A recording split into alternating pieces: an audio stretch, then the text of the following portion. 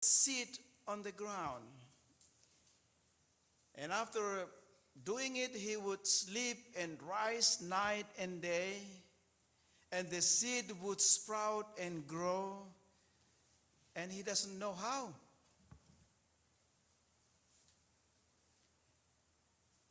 The real translation probably will be, it happens automatically and naturally. The earth produces of itself first the stalk and the head and the full grain, the head.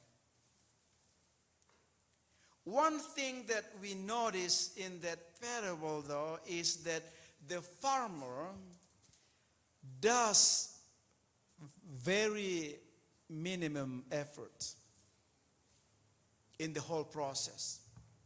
The only thing he does is to scatter the seed. And beyond that, the ground or nature itself will take its course. The farmer also does not have any control of the seed after being scattered whatsoever. And as we learn from the parable, that what the sower does after scattering the seed is that he would go to sleep and rise and wake up again and sleep again and wake up again, day and night. And the seed would sprout and grow beyond his imagination or knowing. It happens naturally. It happens automatically. However, in spite of the fact that the farmer does a minimum effort to make the seed grow and bear fruits, but the importance of scattering the seed should not be undermined, because without it, the growth and harvest would not be possible otherwise. That is how the kingdom of God works. That is how the kingdom of God grows beyond our control. It is like a natural progression, if you will. God uses ordinary people through ordinary things to do God's extraordinary works to grow his kingdom. Now, the beauty of the parables is how can we place ourselves in the parable? So if we put ourselves in the parable, we are the one who scatters the seed of the gospel, the good news. Our primary job is to share the good news, to shine Jesus' light in the world, and trust that God will take care of the rest. We need to trust God to do his work and to do our parts.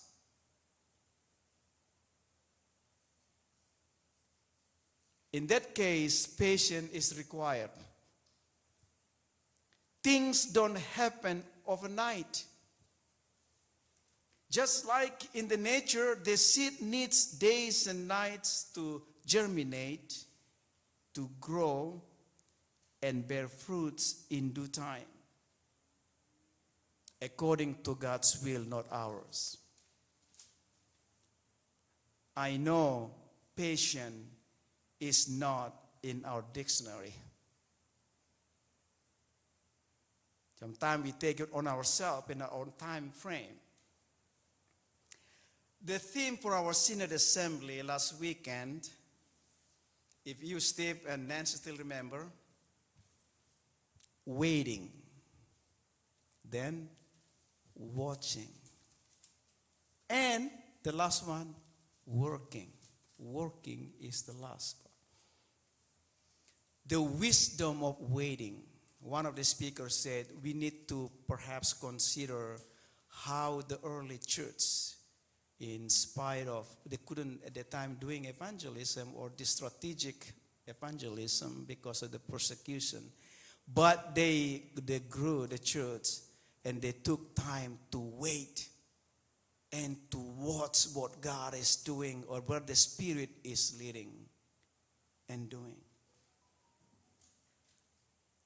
Through this parable also gives us permission to take our Sabbath, to take easy on ourselves, to let God and to let go and to let God.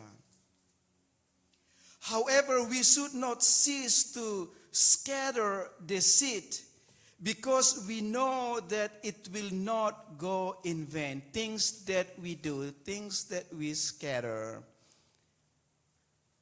will not go in vain. Sometimes we are so focused on planting the annual, even perennial, that only happen a couple years. Can we start thinking of planting trees under which shadows will never sit? Thinking about long for the next generation to come.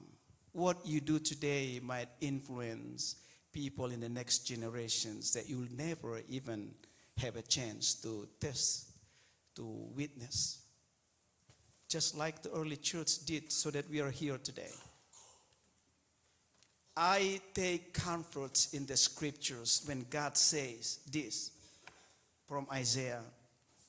For as the rain and the snow come down from heaven and do not return there but water the earth, making it bring forth and sprout, giving seed to the sower and bread to the eater, so shall my word be that goes out from my mouth. It shall not return to me empty, but it shall accomplish that which I purpose, and shall succeed in the things for which I sent it. Everything that we do will not go in vain, because it is not about what we do, but it is about what God will continue to do with us.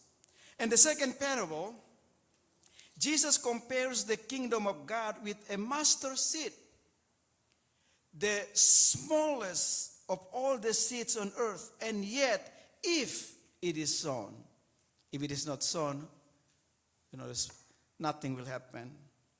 It grows up and becomes the greatest of all the shrubs and put forth great branches so that the birds of the air can make nests in its shadows. How God works through a humble beginning, through this minuscule thing that will bring impact in the life surroundings. We live in a consumerism culture with an ideal that size matters. The bigger is better, the better. Bigger car and bigger house, bigger screen TV, bigger bank account, except bigger debts, I think probably not, is our favorite one. It also greatly influences the church, where we often measure a success by looking at the size or number or the bottom line. Bigger attendance, bigger sanctuary, bigger program, bigger budget, etc., where God is really calling us to shine our light in the world, to serve. But it is not so with the kingdom of God. In the kingdom of God, size does not really matter. In the kingdom of God, bigger is not always better. As a matter of fact, Jesus compares the kingdom of God with a mustard seed, the smallest of all the seeds on earth.